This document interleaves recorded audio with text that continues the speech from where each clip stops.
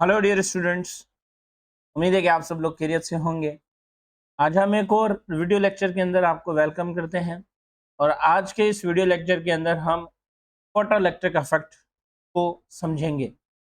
ये एक बहुत ही इम्पोर्टेंट टॉपिक है, एज वेल एज हम इसे इंटरेस्टिंग टॉपिक भी कह सकते हैं उन स्टूडेंट्स के लिए जो कि इंटरमीडिएट के अंदर हैं और जो इस वक्त एमडीकेट की प्रिपरेशन कर रहे हैं। उन दोनों स्टूडेंट्स के लिए ये टॉपिक काफ़ी ज़्यादा इम्पोर्टेंट, काफ़ी ज़्यादा अहमियत का हामिल है। और उसी के साथ साथ हम आपको बताते चलें कि हमारे घरों में ये जो सोलर सिस्टम लगा हुआ होता है, इसके पीछे की भी अगर हम साइंस की बात करें तो वो हमारे पास फोटो इलेक्ट्रिक इफेक्ट होता है। तो आइए आज के इस वीडियो लेक्चर के अंदर हम इस बात को समझते हैं कि फोटो इलेक्ट्रिक इफेक्ट है क्या, इसकी मैथमेटिकल अंडरस्टैंडिंग क्या है और इसको डिस्कवर किस तरीके से किया गया है।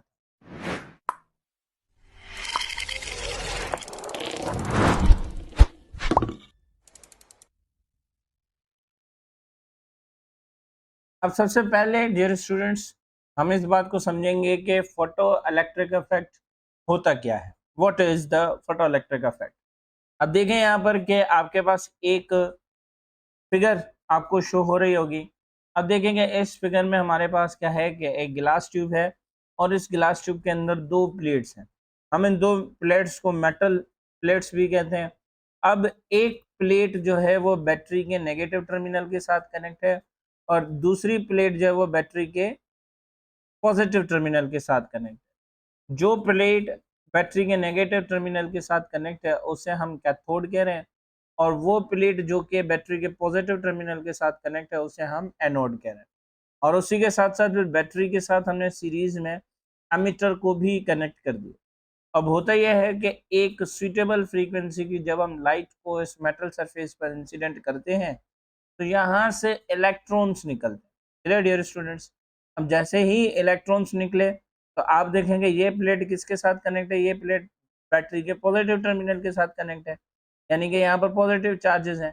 और वो क्या करेंगे कि ये इस नेगेटिव इलेक्ट्रॉन्स को, क्योंकि इलेक्ट्रॉन्स के ऊपर नेगेटिव चार्ज होती है तो वो उसे अट्रैक्ट करेंगे और ये फिर इलेक्ट्रॉन्स इस पॉजिटिव टर्मिनल की तरफ जाना शुरू कर देंगे, जिससे सर्किट क्या हो जाएगा, कंप्लीट हो जाएगा। और सर्किट के कंप्लीट होने की वजह से यहाँ से क्या होगा कि यहाँ से करंट प्रोड्यूस होगा।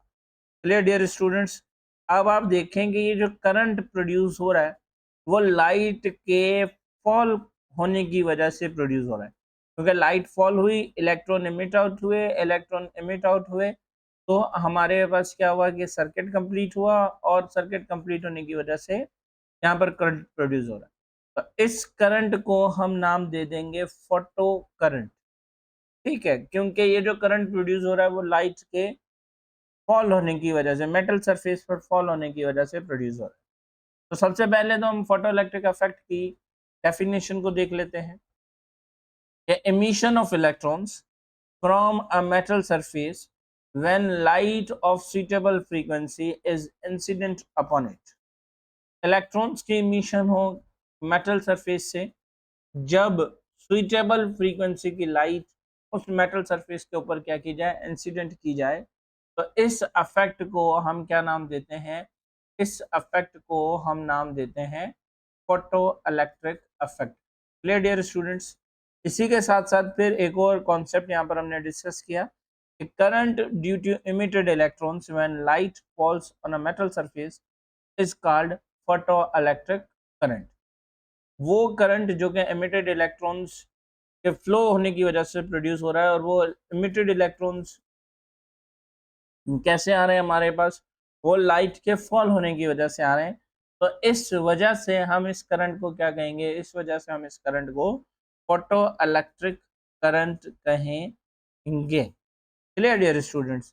अब यहाँ पर सबसे इम्पोर्टेंट, ये जो फोटो इलेक्ट्रिक इफेक्ट में टर्म फोटो इलेक्ट्रिक है हम उससे क्लियर करते हैं। ठीक है, अब देखेंगे फोटो से मीन्स हमारे पास यहाँ पर क्या है, फोटॉन्स। बिकॉज क्या हमें मालूम है कि ये जो लाइट इंसिडेंट हो रही है, ये लाइट हमें मालूम है कि हम इस पर काफ़ी ज़्यादा डिस्कशंस भी करते हैं और स्टार्टिंग से लेकर इस पर साइंटिस्ट काम भी कर रहे हैं। इंशाल्लाह जब लाइट का चैप्टर हम करेंगे, यानी कि जो नेचर ऑफ लाइट का जो हमारा टॉपिक होता है, या जब हम वो चैप्टर करेंगे तो लाइट को वहाँ पर हम काफ़ी ज़्यादा डिस्कस करेंगे। अब ये जो लाइट हमारे पास होती है, इसके अंदर छोटे-छोटे से टाइनी पार्टिकल्स मौजूद होते हैं, और उन टाइनी पार्टिकल्स को हम क्या कहते हैं? फोटॉन्स कहते हैं। Clear dear students? अब ये जो टाइनी पार्टिकल्स हमारे पास होते हैं, ये फोटॉन्स होते हैं, और इन फोटॉन्स को क्या कहा जाता है? इन फोटॉन्स को पैकेट ऑफ एनर्जी कहा जाता है। यानी कि इनके अंदर काफ़ी ज़्यादा एनर्जीज़ मौजूद होती हैं, और यूँ समझ लें कि जो पैकेट ऑफ एनर्जीज़ होते हैं, उस पार्टिकल को हम क्या कहते हैं? उस पार्टिकल को हम फोटॉन कहते हैं, और ये फोटॉन हमारे पास कहाँ मौजूद होता है? ये फोटॉन हमारे पास लाइट के अंदर मौजूद होता है। फिर अगर हम फोटॉन को देखें, तो फोटॉन हमारे पास क्या होता है कि ये एक मासलेस एंड चार्जलेस पार्टिकल होता है। मासलेस हम इसे इस वजह से कह रहे हैं बिकॉज के ये स्पीड ऑफ लाइट से ट्रेवल करता है। Clear dear students? और चार्जलेस हम इसे इस वजह से कहते हैं बिकॉज के ये इलेक्ट्रिक एंड मैग्नेटिक फील्ड्स से डिफ्लेक्ट नहीं होता है। फिर ये तो हो गया, अब फोटोन का हमने ले लिया फोटो।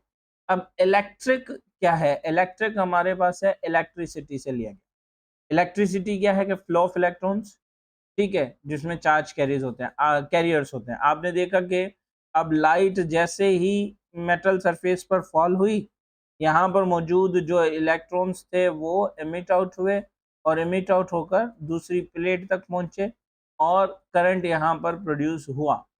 ठीक है, तो इस पूरे फिनोमिना को, इस पूरे इफेक्ट को हमने क्या नाम दिया? इस पूरे इफेक्ट को हमने नाम दिया फोटो इलेक्ट्रिक इफेक्ट का। तभी यहाँ पर ये जो फोटो इलेक्ट्रिक है वो टू वर्ड्स का कॉम्बिनेशन है, जिसे मैंने यहाँ पर आपको एक्सप्लेन कर दिया है। अब आ जाते हैं इसके हिस्टोरिकल बैकग्राउंड पर। ठीक है, फोटो इलेक्ट्रिक इफेक्ट को सबसे पहले जो यूं कह लें कि डिस्कवर किया या नोटिस किया, वो थे हमारे पास हेनरिक हर्ट्ज। 1887 के अंदर ये अपने कुछ एक्सपेरिमेंट्स कर रहे थे, जिन पर इन्होंने फर्स्ट टाइम इस इफेक्ट को नोटिस किया। तो डिस्कवर जो है वो हेनरिक हर्ट्ज ने किया, लेकिन कोई ऐसी सुइटेबल एक्सप्लेनेशंस यूं कह लें कि नहीं दी गई, बिकॉज के एट दैट टाइम लाइट को as an wave nature consider किया जा रहा। तो लाइट के वेव नेचर कंसीडर करने की वजह से हेनरिक हर्ट्ज या उनके बाद के जो साइंटिस्ट हैं वो इस अफेक्ट को सक्सेसफुली एक्सप्लेन नहीं कर सके। फिर हमारे पास इंट्रेंस होती है एल्बर्ट आइंस्टाइन की 1905 के में। ठीक है, और एल्बर्ट आइंस्टाइन आकर इस पूरे फोटो इलेक्ट्रिक इफेक्ट को एक्सप्लेन करते हैं, बल्कि यूं समझेंगे इसको सक्सेसफुली एक्सप्लेन करते हैं, और कॉन्सेप्ट इंट्रोड्यूस करवाते हैं फोटॉन्स। और फिर एक बार फिर एल्बर्ट आइंस्टाइन हमें ये आकर बताते हैं कि लाइट एक पार्टिकल नेचर रखती है, और वो जो पार्टिकल हमारे पास है वो मासलेस चार्जलेस पार्टिकल है, और उस पार्टिकल का अंदर जो है वो एनर्जीज हैं, पैकेट ऑफ एनर्जीज के तौर पर उसको कंसीडर किया गया, और उसके थ्रू जो है वो लाइट एक जगह से दूसरी जगह ट्रेवल करती है। और फिर इसी कॉन्सेप्ट को रखते हुए एल्बर्ट आइंस्टाइन ने फोटो इलेक्ट्रिक इफेक्ट को एक्सप्लेन किया, जिसकी वजह से एल्बर्ट आइंस्टाइन को नोबेल प्राइज भी दिया गया फिजिक्स के अंदर, बिकॉज के उन्होंने फोटो इलेक्ट्रिक इफेक्ट को काफ़ी ज़्यादा अच्छे तरीके से, यानी यूँ कह लें कि सक्सेसफुली एक्सप्लेन किया, जो कि क्वांटम थ्योरी को वैलिडेट भी करता था। और यूँ समझें कि हमने एक स्टेप मज़ीद जो वो बढ़ा दिया था मॉडर्न फिजिक्स की दुनिया में। Clear dear students? अब आ जाता है कि condition formation, that is very much important. ठीक है, ये जो इलेक्ट्रॉन्स एमिट आउट हो रहे हैं, क्या ये हर लाइट के ऊपर एमिट आउट हो जाएंगे? यानी कि किसी भी हम लाइट को इस्तेमाल करें और इलेक्ट्रॉन्स यहाँ से एमिट आउट हो जाएंगे, क्या ये पॉसिबल है? ठीक है, तो सबसे पहले हम देखेंगे कि ये जो एमिशन है वो डिपेंड करती है nature of the metal surface. ये जो मेटल की सरफेस है ना, सबसे पहले इनकी जो डिपेंडेंस है वो इसी के ऊपर। अब मान लेते हैं कि हमने ये जो मेटल सरफेस लिया है, ये हमारे पास caesium coated oxidised silver plate, ठीक है, यहाँ पर मैं कर देता हूँ, ये सिल्वर हमारे पास प्लेट है। तो कम से कम जो लाइट हमें इसके ऊपर इंसिडेंट करवानी है वो किस रीजन की होनी चाहिए, वो इंफ्रारेड रीजन की होनी चाहिए। डियर स्टूडेंट्स, उसके बाद अगर ये प्लेट हमारे पास सोडियम की है या पोटेशियम की है, तो हमें कम से कम जो लाइट इंसिडेंट करनी है वो विजिबल लाइट इंसिडेंट करनी। अब विजिबल लाइट में हमें, आपको मालूम है कि हमारे पास क्या आ जाता है, हमारे पास विब गियोर आ जाता है, ठीक है। ये आपने जो है वो याद रखना है, ये हमारे पास क्या आ जाता है, विजिबल रीजन आ जाता है, और एस की लाइट हमें यहाँ पर फॉल करवानी पड़ेगी। फिर इसके बाद हमारे पास आ जाते हैं अदर मेटल्स। अब अदर मेटल्स में हमारे पास क्या आ जाता है, यानी कि इनके अलावा अगर कोई दूसरे मेटल्स हैं तो फिर उन पर हमें यूवी लाइट्स फॉल करवानी पड़ेंगी। डियर स्टूडेंट्स, यहाँ पर आप देखेंगे सबसे पहले हमारे पास जो एमिशन है वो डिपेंड किसके ऊपर करती है, वो डिपेंड करती है मेटल के सरफेस के ऊपर। दूसरी बात यहाँ पर जो इम्पोर्टेंट है वो ये देखें कि जैसे जैसे मेटल सरफेसेस चेंज हो रहे हैं वैसे वैसे इंसिडेंट लाइट्स जो हैं वो भी चेंज हो रही है, ठीक है। तो इट मीन्स के ना सिर्फ मेटल सरफेस पर बल्कि फ्रीक्वेंसी ऑफ इंसिडेंट लाइट पर भी डिपेंड करते हैं। आप मान लें कि अगर हमारे पास सोडियम की एक प्लेट है और हम उस पर इंफ्रारेड रीजन की रेडिएशंस को या लाइट्स को जो है वो मेटल सरफेस पर फॉल करवाना, तो वहाँ पर कोई इमिशन नहीं होगी। यानी कि अगर हमें इमिशन करवानी है और सोडियम की प्लेट है तो हमें क्या चाहिए, विजिबल लाइट चाहिए। तो इमिशन जो है वो डिपेंड करती है nature of the metal surface पर और फिर फ्रीक्वेंसी ऑफ इंसिडेंट लाइट पर। अब चलिए यहाँ पर स्लोली स्लोली आपको जिस तरीके से हम स्टेप बाय स्टेप हम आगे इसको लेकर जा रहे हैं इस लेक्चर को, आपको बहुत अच्छे तरीके से ये सारी बातें समझ में आ रही हैं। फिर यहाँ पर हमें बात यहाँ पर ये याद रखनी है कि minimum energy required to eject an electron from the metal surface is called work function.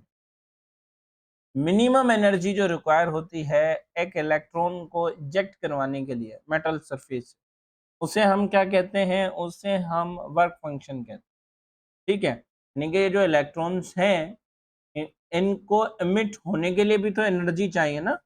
Emit होने के लिए जो एनर्जी इन इलेक्ट्रॉन्स को चाहिए उस एनर्जी को हम क्या कहते हैं, उस एनर्जी को हम वर्क फंक्शन कहते हैं। बिकॉज क्या हमें मालूम है कि वर्क और एनर्जी का यूनिट हमारे पास सेम होता है, तो ये बात भी आपने याद रखनी। अब अगर हम मेटल सरफेस की बात करें, ठीक है, तो कुछ इलेक्ट्रॉन्स होते हैं जो कि मेटल के बिल्कुल सरफेस पर होते हैं, कुछ मेटल के इंटरनल स्ट्रक्चर की अगर हम बात करें तो इंटरनल होते हैं। तो अगर इंसिडेंट लाइट इनके ऊपर फॉल की जा रही है तो हर इलेक्ट्रॉन की एनर्जी हमारे पास सेम नहीं होगी। जाहिर सी बात है कि जो इंटरनल है उसकी एनर्जी कम होगी, जो कि मेटल के सरफेस पर मौजूद है उसकी एनर्जी ज़्यादा होगी। तो यहाँ पर हमें ये भी बात याद रखनी है कि मेटल सरफेस में मौजूद जो इलेक्ट्रॉन्स होंगे जो कि एमिट हो रहे हैं वो सेम एनर्जी के साथ एमिट नहीं होंगे, हर किसी की एनर्जी डिफरेंट होगी। Emitted electrons have different kinetic energies.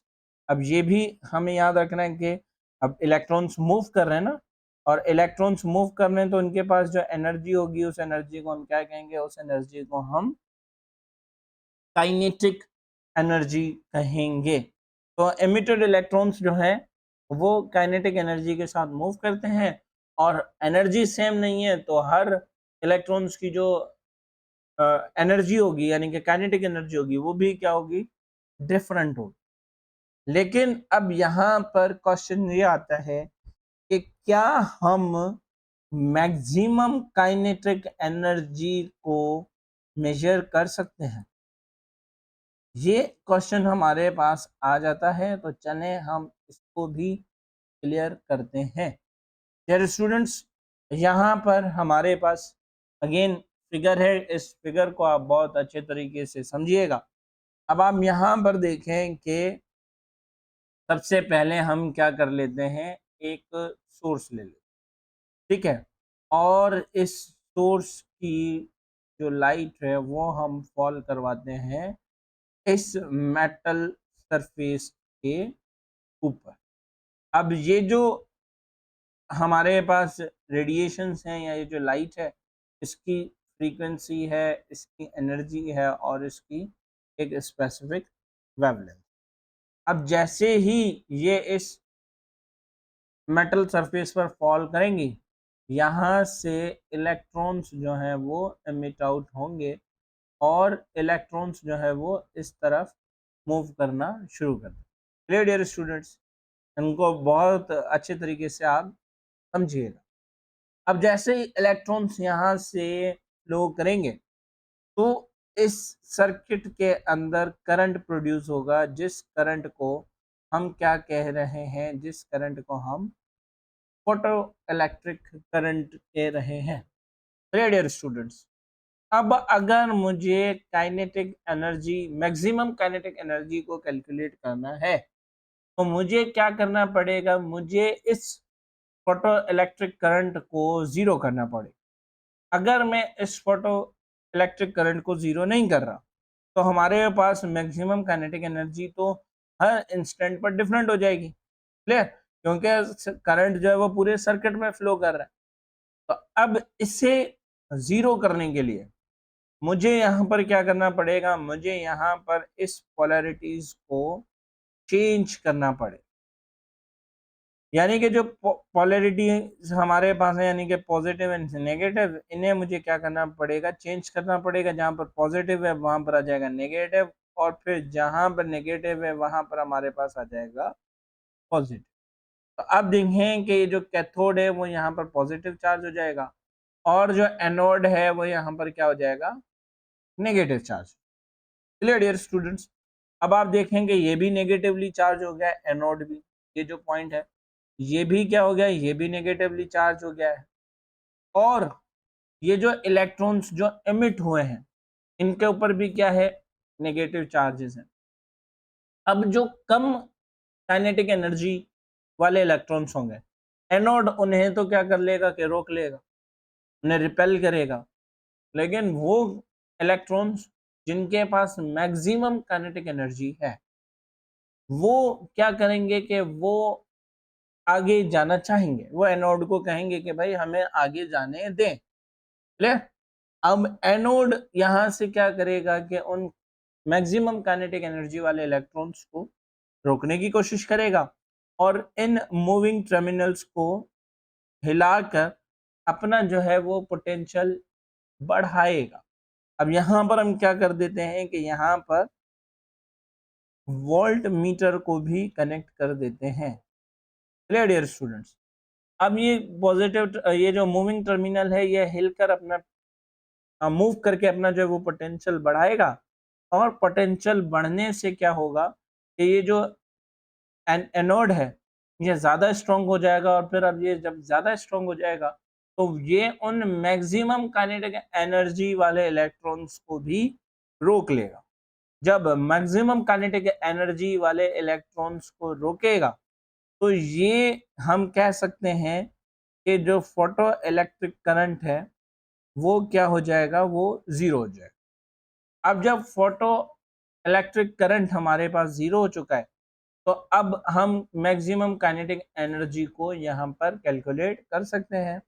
आप देखें कि इस एनोड ने मूविंग जो हमारे पास, जिनके पास मैक्सिमम काइनेटिक एनर्जी थी, उन्हें रोकने की कोशिश की, उन्हें रोक लिया बिल्कुल। तो अब सर्किट में फोटो इलेक्ट्रिक करंट तो जीरो है लेकिन यहाँ पर वोल्टेजेस जो हैं वो फिजिकल वोल्ट मीटर्स पर हमारे पास क्या हो रहे होंगे, वोल्टेजेस शो हो रहे होंगे। अब ये जो वोल्टेजेस शो हो रहे हैं ये हमारे पास क्या कहलाएंगे, इससे हम कहेंगे कि ये हमारे पास क्या है, स्टॉपिंग पोटेंशियल है। क्लियर डियर स्टूडेंट्स, क्योंकि ये वो पोटेंशियल है जिससे हमने मैक्सिमम काइनेटिक एनर्जी वाले इलेक्ट्रॉन्स को रोका है। तो अब हम ये कह सकते हैं कि ये जो स्टॉपिंग पोटेंशियल है जिसे हम वी नॉट के साथ लिखते हैं, ये स्टॉपिंग पोटेंशियल हमारे पास बराबर है इन इलेक्ट्रॉन्स की काइनेटिक एनर्जी के, बल्कि इन इलेक्ट्रॉन्स के maximum kinetic energy. Clear dear students, मैं उम्मीद करता हूं कि ये फिगर आपको बहुत अच्छे तरीके से क्लियर हो चुकी होगी। अब हम आ जाते हैं कि इसी इक्वेशन को कुछ इस तरीके से लिखते हैं कि भाई हमारे पास जो मैक्सिमम काइनेटिक एनर्जी है वो हमारे पास बराबर है ई वी नॉट। अब यहाँ पर जो ई है वो क्या है, चार्ज ऑफ द इलेक्ट्रॉन्स है, और वी नॉट हमारे पास क्या है, वी नॉट हमारे पास है stopping potential. Clear dear students, अब काइनेटिक एनर्जी हमारे पास किसके बराबर होती है, काइनेटिक एनर्जी हमारे पास बराबर होती है 1/2 mv²। लेकिन यहाँ पर हम बात कर रहे हैं मैक्सिमम काइनेटिक एनर्जी की, तो हमने लिख दिया हाफ एम वी मैक्सिमम का स्क्वायर कर दिया। ठीक है, वी मैक्सिमम का हमने स्क्वायर कर दिया बिकॉज क्या हम काइनेटिक एनर्जी मैक्सिमम की बात इज इक्वल टू, अब यहाँ पर आप देखेंगे we not multiply by E हमने सेम रखा है। अब अगर हम इसको सॉल्व करें और वी मैक्स की यानी कि मैक्सिमम वेलोसिटी की इक्वेशन निकालना चाहें, तो डियर स्टूडेंट्स अब यहाँ पर आप देखिएगा ज़रा सा, अगेन मैं चाहूँगा कि आप इसको ध्यान से सुने भी। यहाँ पर हमारे पास आ गया है वी वी मैक्स का स्क्वायर और यहाँ पर ई वी नॉट। अब आप देखेंगे टू यहाँ पर क्या कर रहा है, डिवाइड इज इक्वल टू को उस तरफ जाकर क्या करेगा, मल्टी। तो यहाँ पर हो जाएगा two e V not, m यहाँ पर मल्टीप्लाई कर रहा है इज इक्वल टू के इस तरफ आकर क्या करेगा, डिवाइड करेगा। तो यहाँ पर आ जाएगा एम, ये हो जाएगा वी स्क्वायर और यहाँ पर वी मैक्स का स्क्वायर। क्लियर डियर स्टूडेंट्स, अब हम क्या करेंगे कि अब हम यहाँ पर इसको यूं भी लिख सकते हैं कि भाई two e V not upon में एम। क्लियर डियर स्टूडेंट्स, और यहाँ पर ये वी मैक्स का स्क्वायर। अब हमें स्क्वायर खत्म करना है, तो हम क्या करेंगे कि रूट ऑन बोथ साइड करेंगे। ये हो जाएगा वी मैक्स का स्क्वायर और यहाँ पर भी आ जाएगा under root two e V not upon में। अब अंडर रूट से स्क्वायर कैंसिल, हमारे पास आ जाएगा V max is equal to under root two e V not upon में। ये इक्वेशन हमें याद रखनी है। क्लियर डियर स्टूडेंट्स, अब यहाँ पर अगेन थोड़ा सा कॉन्सेप्शनल बातें हैं वो भी हम यहाँ पर लगे हाथों क्लियर कर लेते हैं। अब आप देखें कि अगर मैं इसे इक्वेशन को लिखना चाहूँ तो मैं यूँ लिख सकता हूँ कि V max is equal to under root two e upon m multiply by under root V not. इन्हें मैंने अलग क्यों कर दिया है, बिकॉज के e charge of the electron भी हमें एक कांस्टेंट होता है, मास ऑफ द इलेक्ट्रॉन भी हमारे पास कांस्टेंट होता है। अब अगर मैं इससे सॉल्व करता हूँ तो मेरे पास जो आंसर आता है वो आता है 6 × 10⁵ अब अगर एमसीक्यू में हमें स्टॉपिंग पोटेंशियल दे दी जाता है तो शॉर्ट टाइम में करने के लिए हम क्या करेंगे कि under root two e upon m की जगह पर 6 × 10⁵ लिख देंगे और फिर जो स्टॉपिंग पोटेंशियल की वैल्यू होगी उसका रूट ले लेंगे और उससे मालूम मान लेते हैं कि इस वक्त हमें जो स्टॉपिंग पोटेंशियल मिल रहा है वो मिल रहा है 25 और हमें वी मैक्स मालूम करना। ठीक है, यानी कि मैक्सिमम वेलोसिटी मालूम करनी। मैक्सिमम वेलोसिटी मालूम हो जाएगी तो हमें मैक्सिमम काइनेटिक एनर्जी भी पता चलेगी। अब आप देखेंगे यहाँ पर हो जाएगा वी मैक्स हमें मालूम करना है, तो अब हम क्या करेंगे कि under root two e upon m की जगह पर लिख देंगे 6 × 10⁵ मल्टीप्लाई करेंगे यहाँ पर अंडर रूट वी नॉट हमारे पास क्या जाएगा 25। अब अंडर रूट 25 किसके बराबर होता है, अंडर रूट 25 हमारे पास बराबर होता है 5 के। अब जस्ट हम इनको मल्टीप्लाई कर देंगे और विद इन सेकेंड्स हम यहाँ पर वी मैक्स की वैल्यूज को बता सकते हैं। आपने भी कैलकुलेट करना है और मुझे कमेंट सेक्शन में बताना है कि आपका आंसर क्या है। तो ये स्टेप बाय स्टेप हमने बहुत अच्छे तरीके से यहाँ पर मैक्सिमम काइनेटिक एनर्जी को भी एक्सप्लेन किया है और ओवरऑल फोटो इलेक्ट्रिक इफेक्ट को बहुत अच्छे तरीके से आप लोगों को क्लियर करवाने की मैंने कोशिश की है। अब आज के इस पूरे लेक्चर का हम समरी देख लेते हैं कि यहाँ पर क्या है कि फोटो इलेक्ट्रिक इफेक्ट जो है वो सपोर्ट किसको करता है, पार्टिकल नेचर ऑफ लाइट को करता है। ये हमने हिस्ट्री में पढ़ा कि क्यों हेनरिक हर्ट्ज और दीगर साइंटिस्ट जो हैं वो फेल गए इसको एक्सप्लेन करने में, बिकॉज के वो लाइट को वेव नेचर कंसीडर कर रहे थे, जैसे हम क्लासिकल मैकेनिक्स में करते हैं। फिर अल्बर्ट आइंस्टाइन ने आकर पार्टिकल नेचर ऑफ लाइट के थ्रू से एक्सप्लेन किया। Only light of sufficient frequency causes emission. Sufficient frequency की जो लाइट होगी वही एमिशन कॉज करवाएगी, अदरवाइज हम कितनी भी लाइट उसके ऊपर इंसिडेंट करवाएं, लेकिन अगर वो सीटेबल फ्रीक्वेंसी की नहीं है तो एमिशन वहां पर नहीं हो। Kinetic energy and number of emitted electrons very with intensity and frequency. Kinetic energy and number of emitted electrons जो है वो वेरी करते हैं इंटेंसिटी एंड फ्रीक्वेंसी के साथ।